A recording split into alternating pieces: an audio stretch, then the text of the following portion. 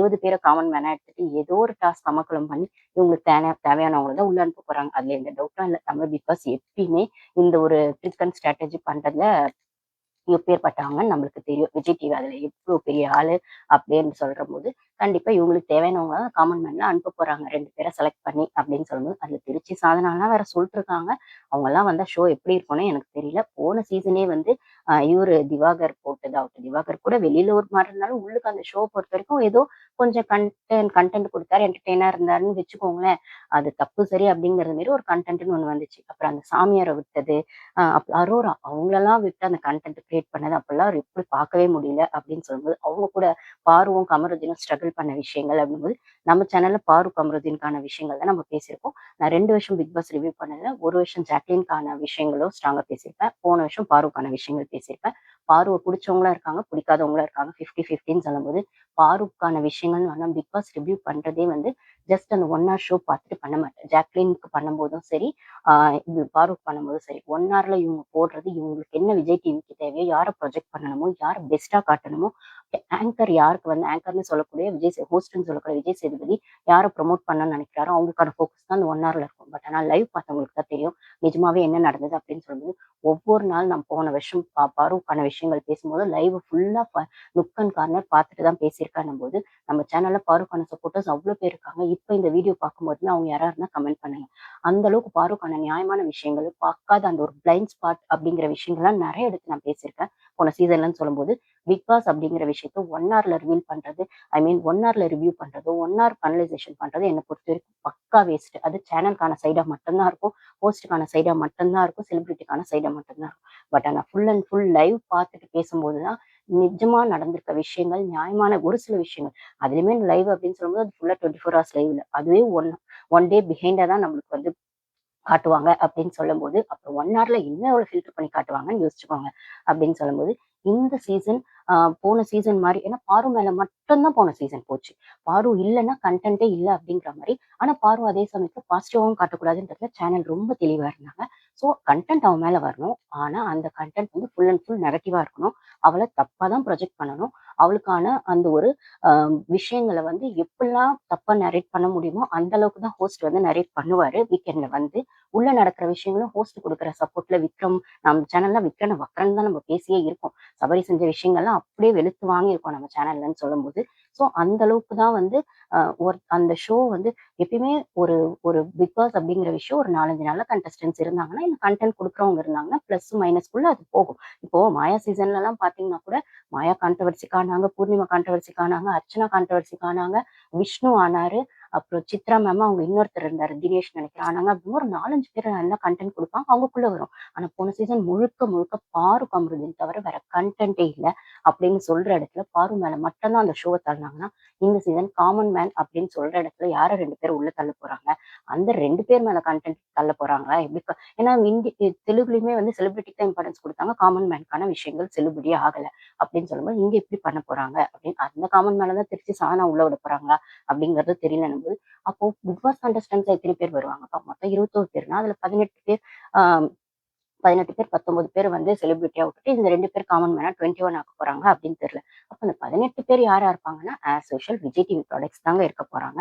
Vijay TV ப்ராடக்ட்ஸ்ன்னு சொல்லக்கூடிய ஜனனி அசோக்குமாரு, ஃபரீனா, குரேஷி, அதுக்கப்புறம் வருஷம் வருஷம் வருவாருன்னு சொல்லக்கூடிய புவியரசன், அதுக்கப்புறம் வந்து ஆ விஜே சித்து அப்படின்னும்போது, முக்கியமா விஜய் டிவில ஃபேமஸா இருக்கக்கூடிய மகாநதி சீரியல், பாரதி கண்ணம்மா சீரியல், அதுக்கப்புறம் குக் வித் கோமாளி ஷோ இதுல இருந்தெல்லாம் எப்பயுமே வருஷம் வருஷம் உமேர்ன்னு அவரு குக் வித் கோமாளில போன வருஷம் அவருதான் நீங்க கேள்விப்பட்டிருப்பீங்க.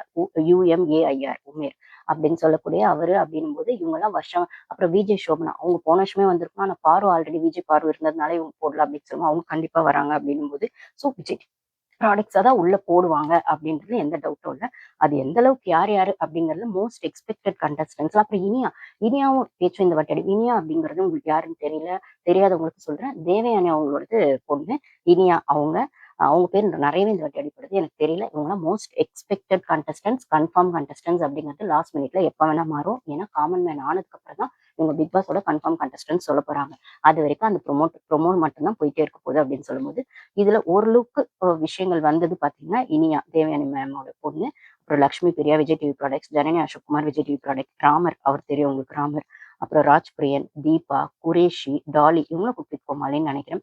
டாலி, ராம், அப்புறம் சரத்து, அப்புறம் ஷாலின் ஜோயா இவங்க பேரும் அடிக்கடி அடிப்படும். அதுக்கப்புறம் புவியரசன் இவங்க பேரெல்லாம் நிறைய அடிப்படுது. பார்க்கலாம் இதுல யார் யார் வரப்போறாங்க. சரி ஓகேப்பா. அந்த காமன் மேன் ஷோ யார் ஹோஸ்ட் பண்ண போறாங்க? யார் ஆங்கர் அப்படின்னு பார்க்கும்போது மாயாப்பா.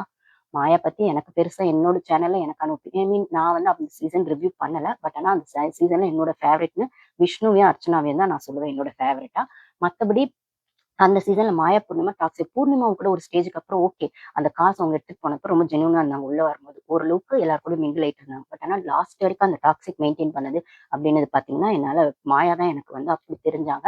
மேபி இதுல நெறைய பேருக்கு டிஃபரன்ஸ் ஆஃப் ஒப்பீனியன் கூட இருக்கலாம். பட் ஆனா என்ன பொறுத்தவரைக்கும் அவங்க அவ்ளோ மேனிபுலேட்டர். அவங்க பெஸ்ட் மேனிபுலேட்டர் அப்படிங்கிறது கூட நான் சொல்லுவேன். அந்த அளவுக்கு பெஸ்ட் மேனிபுலேட்டர். அவங்களால தான் அந்த ரெட் கார்ட் அப்படிங்கிற விஷயத்துக்குள்ள ஒரு பிரதீப் மாட்டினாரு. அவர் சரி, தப்பு அப்படிங்கிறதுக்கு மீறி அவர் மேல வச்ச குற்றச்சாட்டுகள்லாம் அப்புறம் பொய் அப்படிங்கிற இடத்துக்கு வந்துச்சு. இதனால விஜய் டிவி திருப்பியுமே எப்படி பார்வ போன வாட்டி ரெட் கார்ட் குடுத்துட்டு உள்ள கூட்டிட்டு வந்தாங்களோ, அதே மாரி பிரதீப்பையும் ரெட் கார்ட் குடுத்திருந்தாலும், கமல் சார் ரெட் கார்ட் குடுத்திருந்தாலும், போன வாட்டி விஜய் சேதுபதி அவர்கள் எப்படியோ ஒத்துக்கிட்டு, இல்ல அவர ஒத்துக்க வச்சு பார்வ கொண்டு வந்துட்டாங்க. ஏன்னா, இல்லன்னா அந்த ஒரு கிராண்ட் விஷயங்கள் போயே இருக்காது. அந்த ஒரு பிக் பார் சாரி அந்த ஃபினாலே அப்படிங்கிற இடத்துல அவங்களுக்கான கன்டென்ட்டே இருக்காது. பார்வ கொண்டு வந்தா தான் கன்டென்ட்ன்னு கொண்டு வந்தாங்க.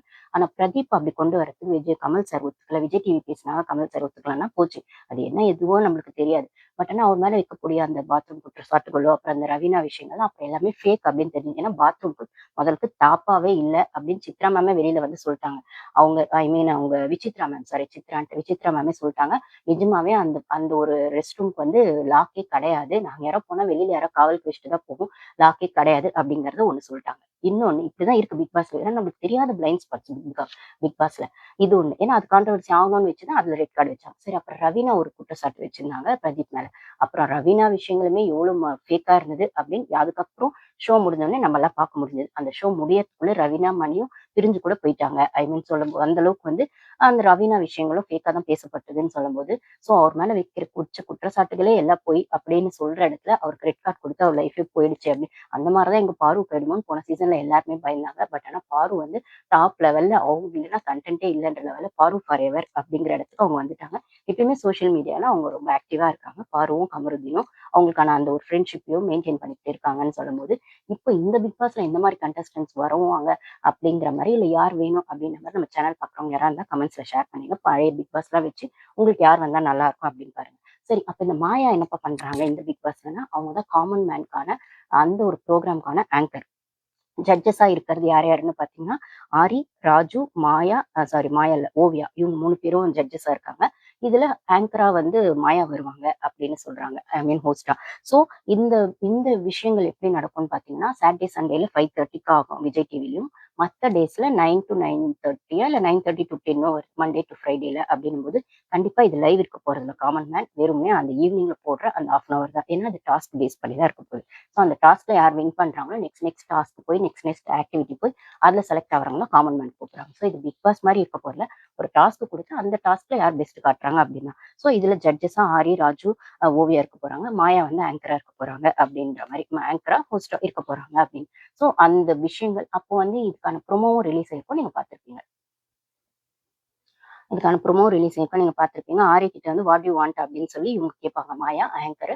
அப்போ வந்து இவர் சொல்லுவாரு நேர்மை, கண்ணியம், கட்டுப்பாடு, கடமை அப்படின்ற மாதிரி அந்த இவர் எப்படி விளையாடினாரோ அந்த சீசனை அவருக்கான சீசனை அதுக்கேற்ற மாதிரி சொல்லுவாங்க. அப்போ ஹானஸ்ட் ஆரி தோசை ஒன்று பார்சல் அப்படின்னு சொல்லுவாங்க. அதுக்கப்புறம் அவர் வந்து ராஜு வருவார். அவர்கிட்ட உங்களுக்கு என்ன வேணும்னு மாயா கேட்பாங்க. அப்போ வந்து அவங்க சொல்லுவாங்க, எனக்கு வந்து கொஞ்சம் காமெடி, கொஞ்சம் வந்து ட்விஸ்ட் அண்ட் டர்ன்ஸ், கொஞ்சம் வந்து என்டர்டெயின்மெண்ட் அப்படின்ற மாதிரி எல்லாமே இருக்கணும் ஒரு ஆக்ஷன் அப்படின்னு சொல்லும்போது, ஒரு தக்குக்கான விஷயங்களா ஒரு தோசை வந்து இவங்க ராஜு அவர்களுக்கு அப்படிங்கிற மாரி அங்க ஒரு பார்சல் வந்துரும். ஸோ அதுக்கப்புறம் ஓவியா அவங்கள பத்தி நம்மளுக்கு தெரியும். அவங்க வந்து நார்மலா எலிமினேட் ஆயி வெளிய போல. சூழ்நிலை காரணமா தான் வெளியில போனாங்க அப்படின்னு சொல்லும்போது, அவங்களும் இந்த பிக் பாஸ்க்கான ஜட்ஜஸா இருக்காங்க. ஐ மீன் இந்த காமன் மேன்க்கான ஜட்ஜஸா இருக்காங்கன்னா, இன்னொரு பேச்சும் அடிப்படுது. இந்த ஜட்ஜஸ்க்கான விஷயங்கள வனிதா விஜயகுமார் அவர்களும் வந்தாங்க. பாரு கூட வந்தாங்க. பட் ஆனா ஒரு சில விஜய் டிவியோட விஷயங்களோ, இல்ல அது செட் ஆகலன்ற சூழ்நிலை காரணமாவோ அங்க வந்து ஓவியாவும், மாயாவும் மாறுனாங்க அப்படிங்கிற விஷயமும் அடிப்படுது. நம்மளுக்கு எவ்வளவு ஃபேர் அப்படிங்கிறது பாரு சொன்னா தான் நம்மளுக்கு தெரியும். ஸோ இந்த செலக்ஷனுக்கு பாரு கூட வந்ததா ஒரு விமர்சனம் வந்துட்டு இருக்கு. அது உண்மையா பொய்யான்னு உங்களுக்கு யாராவது தெரிஞ்சா கமெண்ட்ஸ்ல ஷேர் பண்ணுங்க. நம்ம சேனல்ல போன சீசன்ல என்ன ஃபாலோ பண்ணவங்க எல்லாருமே பாரு ஃபேன்ஸ் தான் நெறைய பேர் இருக்கீங்கன்னா, இந்த வீடியோ பார்த்தீங்கன்னா, இந்த சீசன்ல எந்த மாரி ஆ கண்டஸ்டன்ட்ஸ் வந்தா நல்லாருக்கும் அப்படிங்கிறத என் கூட ஷேர் பண்ணிக்கோங்க. ஓகேங்களா? என்ன கேட்டா பாரு மாரி கண்டிப்பா ஒரு போல்டான பொண்ணு வேணும் அப்படின்னு சொல்லுவேன். அவங்க மேல அந்த கமருதீன் விஷயத்துல பிளஸ், மைனஸ்